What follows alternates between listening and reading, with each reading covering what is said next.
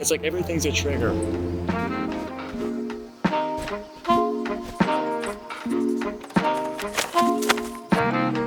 We are standing outside of Nosh Bagels today. My name is Milan. Thank you so much for taking the time to speak with me. Your name? I'm Robert. Robert, one of the partners here at Nosh, so welcome. We're on West 58th Street, across from the Deutsche Bank building. And you're the co-founder of this? Yeah, I have two partners, three of us. I have two partners. We've been here, November 4th was our 1-year anniversary, and we had our mile-high Kordestani pastrami sandwiches for $9.99. The line on weekends goes out the door anyway, but on Saturday, our 1-year anniversary, the line went almost halfway to 9th Avenue. It was insane. And so there's all these bagel places in New York City. Why is your bagel restaurant? Well, there are a lot of good bagel places here in New York City, and we're proud of the fact that we're the only 4.9 Google Maps rated store in the entire city. That includes steakhouse, sushi. There's no other food services place in all of New York that has that rating, with almost 2,200 reviews. The first thing people say when they come to our store is how clean the place is. The second thing they say is how great the staff is. I said, what about the food? Oh yeah, the food's good too. But we're a very friendly atmosphere. 43 years ago, I was a buyer for Nordstrom. So Nordstrom taught me all about customer service. You don't have customer service. Social media is one thing, but you have to be engaging. But at the same time, you have to be able to read the room. What do I mean by that? With all due respect, for some reason, people in Paris, they don't want to talk. Okay, great. Have a good day. Enjoy. But I'm here 7 days a week. I unfortunately live right next door, and I just enjoy our crew. I enjoy our team, and more importantly, I enjoy our guests. I don't call our customers. Everybody that comes here is a guest of ours, and I thank them for being there. And how did you get into bagels? Like, what is the story of you and bagels? Well, I have a software company, so this is like a side hustle. I'm fortunate enough that my partner... You have a software company? Yes. Yeah, I actually wrote the upload code for uploading videos to YouTube, but I got bought out before Google by YouTube. That's a whole nother story. Wait, we have to hear that story now, though. What is that story? Well, I did consulting for a company called Sorensen Media out of Salt Lake City, and we wrote the original upload code for YouTube. YouTube was actually never an actual business. YouTube was, if I can say this, was 5 guys sharing pornography in college. That's how YouTube got started. Yeah. But my partner, Prince, he's been in the bagel business for 30 years. If it wasn't for him, I couldn't do this by myself and without our dedicated staff. So that's a lot to do with our success. But the pivot from selling software, like you went through an exit basically with YouTube and then you pivoted to bagels? Yeah, well, this is, I guess I live next door. This was a Subway sandwich store for 33 years, and during COVID, they went out of business. So our original locations, which I don't have part of, I just have part of this one, it's on 86th and Broadway. They've been there for 2.5 years. We've been here for 1 year. Then we're opening a place on 42nd and 9th. We're going to open that probably in January. That'll be our flagship store. All of our catering and everything will be out of there. And Nosh is your brand? Well, Nosh, a lot of people, it's funny you ask that. People ask if I'm Mr. Broad or Mr. Nosh. I'm Mr. Farrell. Broad comes from Broadway, which is our original location. Nosh is Yiddish, Jewish for munch, eating. Yeah. So Nosh. Full disclosure, originally I didn't like the name, but I was heading to my doctor's office back over the summer, and I passed a UPS truck. She goes, oh, Nosh, I love that place, 58th Street. I went, it's such an unusual name that it sticks. People remember Nosh. You said this is like a side business? Well, yeah, for me it is. For Prince and my partner, they've been in the business for 30 years. So I'm new to the bagel business, but I'm not new to customer service. I owned a cafe in Salt Lake City when I was 22 years old, but unfortunately it lasted about 6 months. Then I owned a jazz club in Salt Lake when I was 28. That lasted 17 months. So for your audience out there, never give up. It's okay to have failures, but keep going at it again and again. How do you make $1 million in the jazz club business? You start with $2 million. Wow. That's how you make $1 million. It wasn't that bad, but it was pretty bad. Pretty bad. Yeah, the music industry in general is just not a great time. Yeah. So you went from jazz club and restaurant or cafe in Utah. How did you end up in New York? Well, from here originally, yeah. I actually ended up in Utah. I went to NYU. I met a girl skiing my second year in NYU. I transferred from NYU to University of Utah. My parents are flipping out. I said, Dad, you got to meet this girl, Tracy. That lasted 6 months. No. I spent 9 years out there behind the Zion Curtain. I got married. That lasted 6 months. I now have 10 grandchildren. My daughter's 36 years old, has 8 kids. I have a son that I didn't know existed 2 years ago, 35 years old. He found me on Facebook after he took a DNA test on 23andMe. So he's now 37, lives in Boulder, Colorado. This is from like a previous marriage or current marriage or No, with the son was from a previous encounter from 1986 Salt Lake City. Okay. I didn't know he existed till 2 years ago. How is your relationship with him now? Oh, the relationship with him is very good. The relationship with his mother, she appreciates the fact that I'm talking to her son, but she doesn't want to talk to me. So it's okay. One of those things. All right, fair enough. And so this was just like a stint in Utah, and now you ended up with all of these children? I was there for 9 years. Like I said, my daughter, I only have 2 daughters. I have one son and 1 daughter. Okay. My daughter has 8 kids, my son has 2. My son, I didn't know he existed until 2 years ago. He found me and took a DNA test, found me on Facebook. How is it being a grandfather to all of these kids? You sent all of them bagels? My daughter lives in California, my son lives in Boulder, Colorado.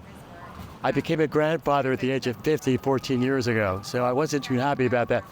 The way that my daughter actually told me I was going to be a grandfather, she sent me a picture of a stuffed bear that said world's greatest grandfather.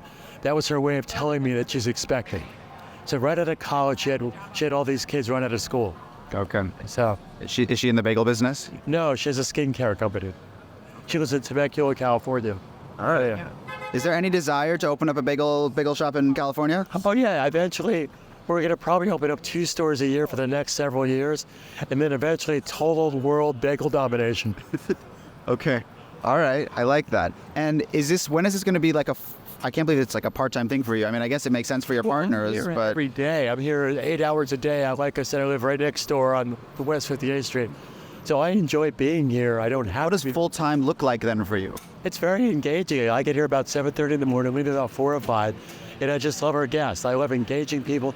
My friends that have known me for 30 years said I was built to do this because I'm a people person. I love talking. I could say hello in 21 languages. Wow. The easiest, by the way, is Sweden. Sweden is just hey, hey.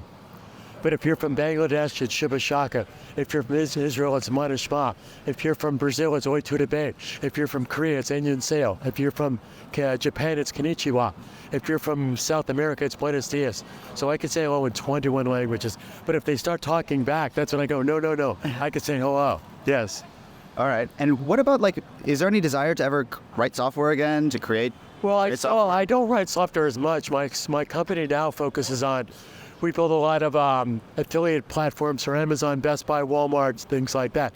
I have over 30,000 students online, and one of the things I try to explain to students, so I also teach software, one of the things I try to explain to my 30,000 students is, A, you never know who you're sitting next to on the plane. You never know who you're going to at the movies. Strike up a conversation. My girlfriend is Senior Vice President of Atlantic Records. She hired a girl out of college 6 months ago. She said, did you hear back from the manager? No, he hasn't texted me. Did you try calling him? She had to take a 30-minute safe space because it triggered her that she had to call a stranger. What if he asks me out? What if he likes me? What if he doesn't like me? I hate to say this, but the kids today, are we raising a bunch of sociopaths? Because everything is like swipe left, swipe right. Everything's a trigger. You're wearing blue, that triggers me. You voted for Trump, that triggers me. It's like everything's a trigger. So I really feel sorry for our youth of today. Yeah.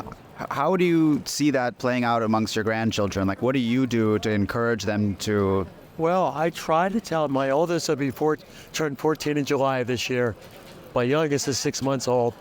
I try to just encourage them to engage, talk, pick up the phone, write letters. We were in Dominican Republic for Christmas. We met this couple. They have a 14 and 13-year-old son. They can't read in cursive writing. If you wrote something by hand and handed it to them, they would think it's Swahili.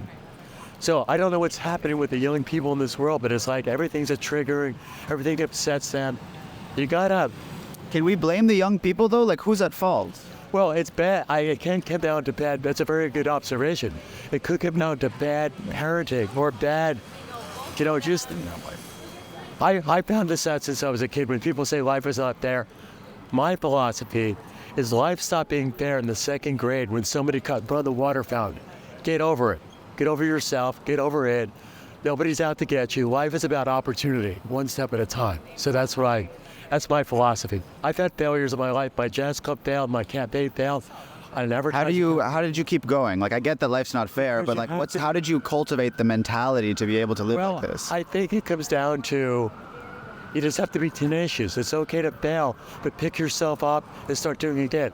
When I was 11 years old, my older 12, 13-year-old friend said, Robert, you got to get a paper out. Robert, you got to get a paper out. So I got a paper out at 11 years old, not knowing that when school started up again, my 12, 13-year-old friends quit their paper out because they couldn't handle going to school and doing the paper out. So at the age of 11, 12 years old, I took over their paper out. I had 4 morning routes, 2 afternoon routes. At 13 years old, I was making $136 a week cash. So by the time it almost sounds like giving young people work early on to contribute to society and earn something is part of what makes you resilient. It made a difference to me because by the time I graduated high school, I had $36,000 in the bank. I Were there other friends as well? Were other people working, or was it just you? Well, by the time, like I said, they had summer jobs, and when school started up again, they couldn't do paper routes at school. So I said, I'll take your paper route. Give me your paper route. So I was just very tenacious. But like I said, I've had failures in my life. It's okay to fail, but you want to pick yourself up and do it again. And you might fail again, but then do it again.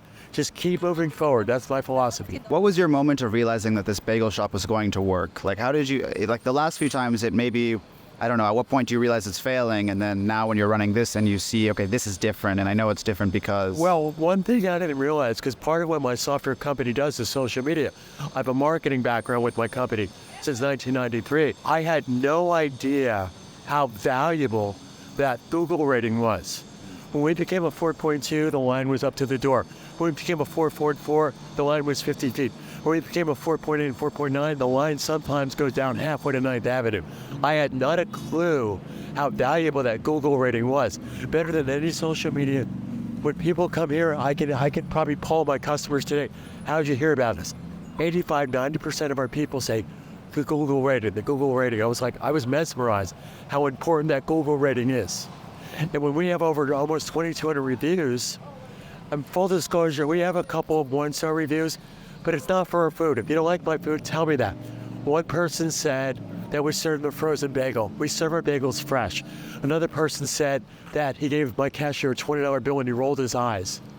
Come on, it's okay. Another person said that he's Spanish and 4 white guys get in front of him. I'm like, I'm the only white guy at our company. Everybody with my company is either from Bangladesh or South America. So critique the food. Don't critique stupid, silly stuff. You never know. Maybe those were competitors they were sending reviews. Yeah, it could be. Yeah. Sometimes when they write a review, I almost want to say, do they work at Pick a Bagel? And what about like cultivating community within this? Because it's like, I get the dominance on social media and such, but like, how did you get the word out to even get people to come to your bagel place? When you opened? Cleanliness, the first thing people say is how clean the place is. The second thing they say is how organized and great the staff is. Food is like number 3, even though food is important to them.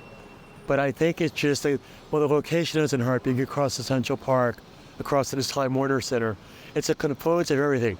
Everybody in our company is important, from the dishwasher to the partners to the cashier.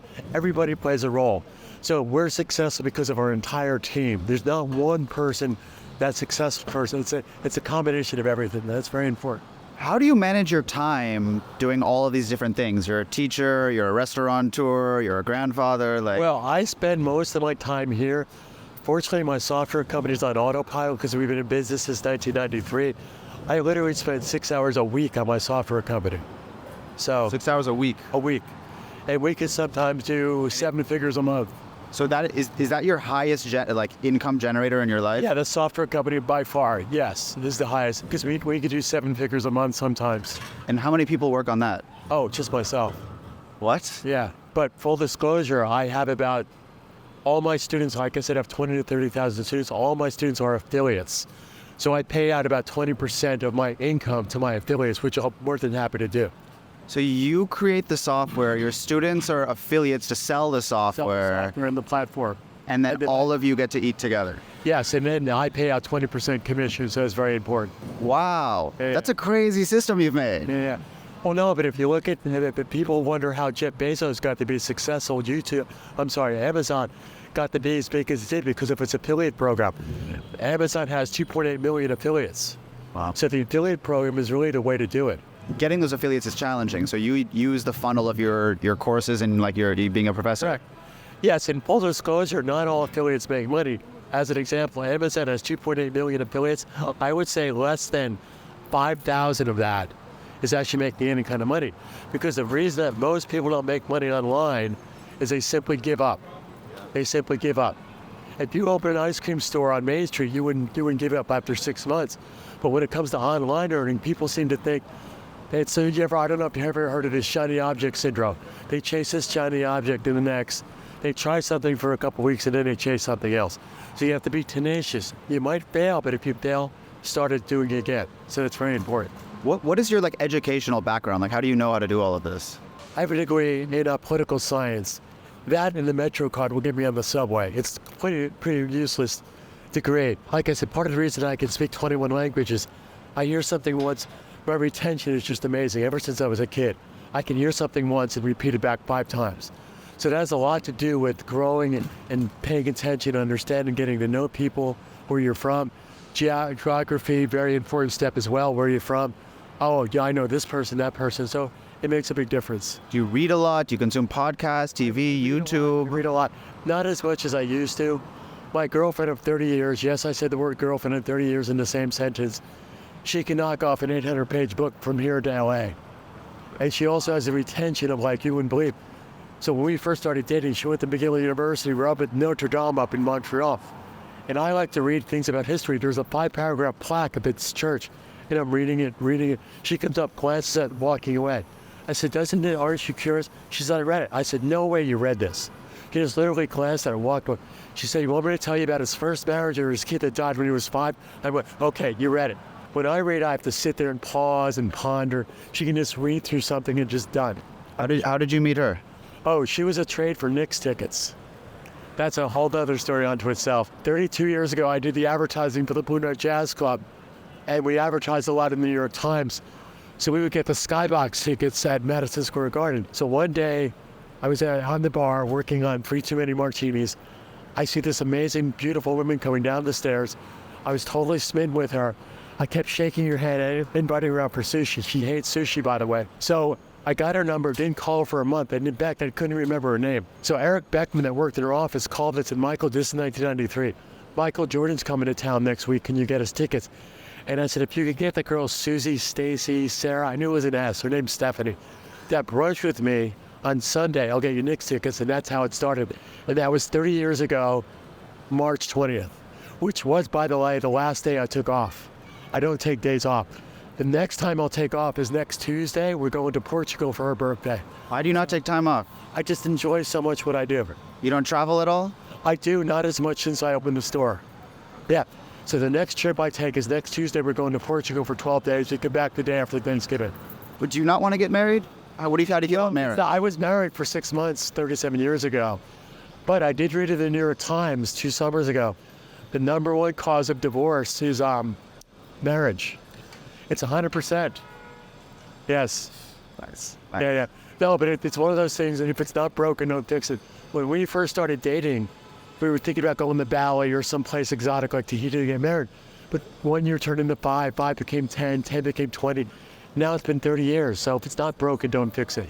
What is that relationship like? Oh, well, the thing that makes a relationship work, she has her set of friends, I have my set of friends. We're very affectionate, we love each other very much. Like I said, she's senior vice president of a major record company. She's been in the entertainment business since she was right out of college. She handled Biggie Small, Old Dirty Bastard, Brian McKnight, Chaka Khan. In fact, Old Dirty Bastard and Suge Knight threatened her life. She had to call security on them. She managed these artists? She was their agent. Wow. She was Biggie Small's agent right out of college. Where does she work now? She's senior vice president of Atlantic Records. Wow. Yeah.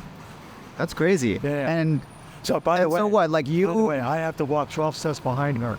So I worship the ground she works on. Yes, go ahead. Yeah, that's a hilarious relationship. Like you run a bagel shop, but I mean, you also are like, early YouTube engineer, and that's a crazy story too. Well, she's also, her great-great-granduncle is Gustav Mahler, the composer who conducted the Philharmonic here in the city 120 years ago.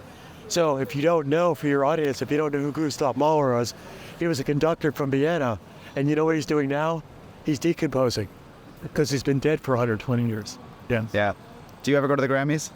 No, she does all the time. She goes to all the Grammy parties. She gets invited to all these parties, but it's a job for her. She doesn't want to go. You don't want to go with her? I have better things to do. But she gets invited to all these parties and everything, so. What does your music taste like? Oh, Miles Davis. I knew Miles since I was 16 years old. I designed his tombstone. I was talking to Wayne Shorter about 2 hours before he died. I don't know if you know much about jazz. Tony Williams, Miles Davis's drummer, was best man at my wedding. Wow. So, How did you meet these people? well, I play saxophone, drums, piano, and guitar, but not at the same time. How did you learn to play all these instruments? I took saxophone lessons from Jim Green, who was Art Blakey's manager, who lived next door to Miles Davis on West 77th Street. What age? I was 16 years old, hair down to my belt. I was a hippie kid. So I would always take lessons on Sunday. This is Saturday afternoon. I'm in the city, 16 years old. I see Miles Davis sitting out in front of his house eating. I was a little hippie kid. I was not going to go up and talk to Miles Davis, so I go to talk to Jim. He had to talk to Miles about a tour he was doing. By the time I came back outside, Miles Davis was already in the apartment. So Jim says, look, if you don't act a fool, I'll introduce you to Miles. So we go outside. Miles has gone back into his apartment. Jim knocks on the door. He said, this is one of my saxophone players, Bobby Farrell. Miles looked at me like, what you want me to do about it? And my face just cracked. We became good friends. He became like a father to me. So August 1977, we're sitting in Central Park. Miles always liked to eat with his hands. We're sitting on a bench in Central Park eating chicken, and who comes and sits with us? John Lennon and Yoko Ono. I am flipping out at John Lennon sitting next to me. My friend says, This is like what year? 1972, August. My friend says, wait a second, you're friends with Miles Davis, and you're getting all excited about John Lennon? I said, well, it is John Lennon, you know. So a little bit of trivia here. The CVS pharmacy on the corner here of 9th Avenue and 58th Street, when John Lennon was shot, that was the entrance to Roosevelt Hospital. That's where they brought him. Wow. Right there on 58th and 9th. Do you ever play saxophone with, like, incredible people? I played drums with Jaco Pastorius. I played saxophone at Miles' house, but I never recorded with Miles. He encouraged me, but Miles was also in the boxing, too. He kept a speed bag in his basement, in his townhouse. Miles Davis was one of the first entertainers in New York City to own his own townhouse. You've lived quite the life. No, but I appreciate you saying that, but life is what you make of it. Well, you have these incredible stories. I mean, you've met some incredible people. You've lived different types of lives. Like, you've gone from being software engineer, restaurateur, club owner. I have 3 more interesting stories for you. Tell me. These are actually pee stories. I peed next to Al Pacino, Paul McCartney, and the one that kills them all, Richard Nixon. So when I took my software company in the Fisk building, by the way, when I first took an office, I couldn't even afford a real office. I rented a desk from an attorney in back dog space. But within 6 weeks, I had my own office. Within 6 months, I was on 3 separate floors in the Fisk building. Anyway, so CNBC would do live remotes because nobody wanted to go to Secaucus, New Jersey. So I was heading to the restroom, and our each floor had its own restroom. And I see these guys with earpieces, and I was like, is the president in town? They weren't going to let me go into the restroom. And then Jamie, the guy that worked at CNBC, said, oh, this is Robert. He's got a software company. They let me in. I'm standing at the urinal, minding my own business. I turn to my right, and it's Richard Nixon standing next to me peeing. I couldn't even say a word. I just watched him walk out. My friend asked me if I peeked. I said, no, I didn't peek. So that's pee story number 1. Pee story number 2, like I said, I did the advertising for the Blue Note Jazz Club. So they were filming Carlito's Way right on our street, and we allowed the production company to use our facilities. I'm a big Al Pacino fan, so I saw Al Pacino heading to the Blue Note, figuring he's going to use the restroom. I ran upstairs, stand next to the urinal, and Al standing next to me. I couldn't even say anything. I'm sitting there going, what do I say? As he's leaving, the only thing I could possibly say is, so Al, how's it hanging? All I could see him doing on the side of his mouth was, hang it. Anyway, so that's my Al Pacino pee story. My 3rd pee story, I'm at the movies on 68th Street, standing at the urinal, whistling a Beatles song. I think it might have been Help with My Friends. The guy next to me finishes the whistle, the Beatles, whistling the Beatles song. It was Paul McCartney. I go to shake his hand. He goes, not till you finish washing your hands. So here we are standing in the men's room at AMC Theater. People are oblivious to us, talking to Paul McCartney. Then I drove my girlfriend nuts for the next 2 weeks, thinking I could have pulled out my phone saying I'm in the men's room with Paul McCartney. I found out he doesn't do selfies. So those are my 3 pee stories. That's pretty wild. But out of those three, I would have to say, I love Paul McCartney, I love Al Pacino. Richard Milhous Nixon trumps them all. To P.S. to Nixon, I think is, I mean, who could say that? Yeah. No one can say that. I think that's a pretty incredible story. I'm going to pivot slightly to you as a technologist. What are your thoughts on artificial intelligence? Oh, I have a story for that too. My neighbor Jack, who lives in the penthouse of my building, his daughter, now divorced, was married to Elon Musk's brother. So he knew Elon Musk since he was 17 years old. I found this out last summer. I had to ask the question, what was Elon Musk like at 17? He's going to Mars. Now think about what I just said. A 17-year-old kid tells you to go on the Mars. Oh, isn't that cute? Look at you. Yeah. You're going to Mars. And now he's 54 years old and he's going to Mars. Now, I think AI, I discovered this AI chat called character.ai. I now use it to write our ad copy, our SEO stuff. It's absolutely brilliant. I can put in keywords, and within seconds, I can say, write 5 paragraphs about Broad Nosh Bagel and why people should shop here. And it does this whole soliloquy within seconds. I think AI is the future. I don't think it's going to put anybody out of work. It's the same argument that happened 40 years ago. The computers are going to put us out of work. All it's going to do is give us a leg up. If you're an attorney, it's going to help you write better briefs. If you're a technologist, it's going to help you write better code. All it's going to do is help us as a society. Now, I don't think for a second it's going to be Terminator 3 and take over the world, although possibly that could happen. Elon Musk is championing for it needs to be regulated. But my question is, by whom is going to do the regulation? I certainly don't want the government regulating us. So perhaps we have to have some safety net or guidelines, but it's simply a tool like anything else. But I think AI is really the future of a lot of things. Photoshop just came out with AI. You could put in a text. So I tested this out 3 weeks ago. You'll get a kick out of this. I texted tiger eating bagel with cream cheese. And within seconds, it created a beautiful picture of a tiger eating a bagel with cream cheese. So Photoshop AI and Illustrator AI is absolutely remarkable. You can just type in a word and it will create it for you. Yeah, it's pretty incredible. I don't think it's going to put anybody out of work. If anything, it'll just challenge us to do better. Well, the job market will have to shift slightly, right? Like someone used to use Photoshop and they would create that asset, and now that person is not needed anymore, right? So well, they have to pivot their job. No, absolutely. But it's the same thing that when I started my software company, we started teaching Quark, Illustrator, Photoshop. The Art Student League is right across the street. We would get people from the Art Student League say, oh, I don't do that computer stuff. I'm a purist. I said, really? I said, computer's just a tool. 2,000 years ago, the charcoal artist said, watercolors. Oh, no, I'm a purist. So every industry had the naysayers. So cars put the horse and buggy out of business. But like you said very eloquently, people progressed. They just pivoted. They did something better or something newer. So I don't think AI is going to put anybody out of business, just like computers didn't put anybody out of business. It just enhances our society, hopefully.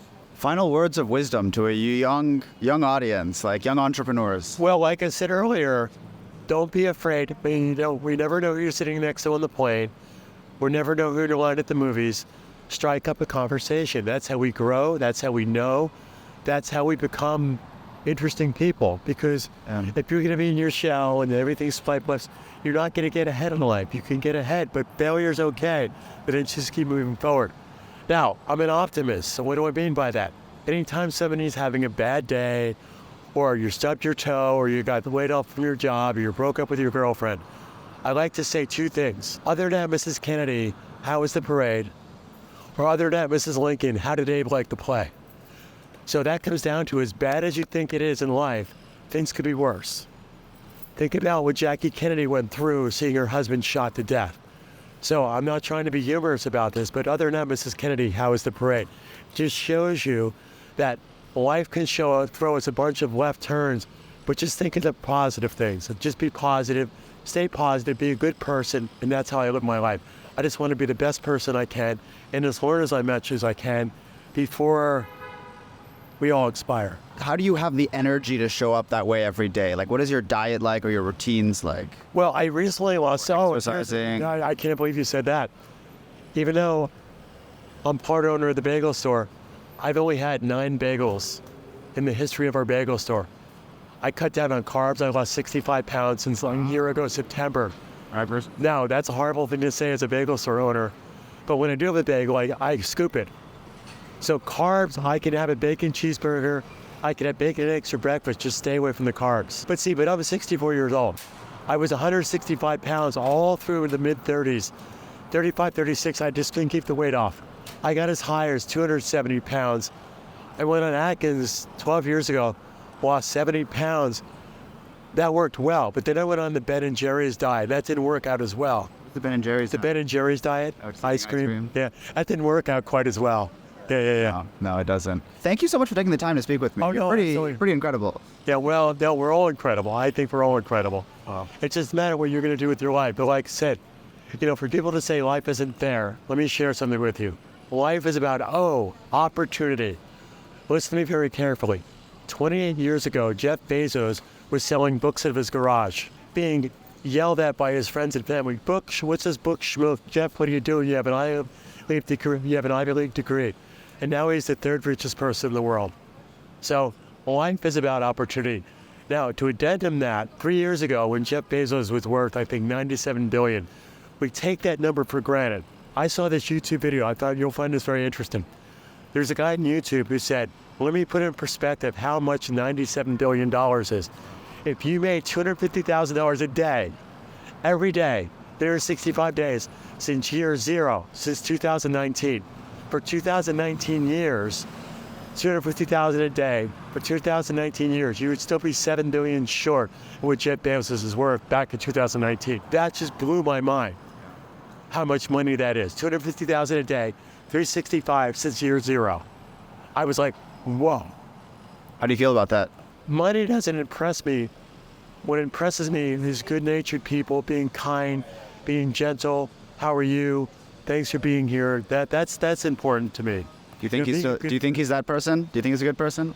I think Jeff Bezos, well, one of the things when he came down from outer space last summer, he was very humble to say, he looked around the world and saw the world as it is.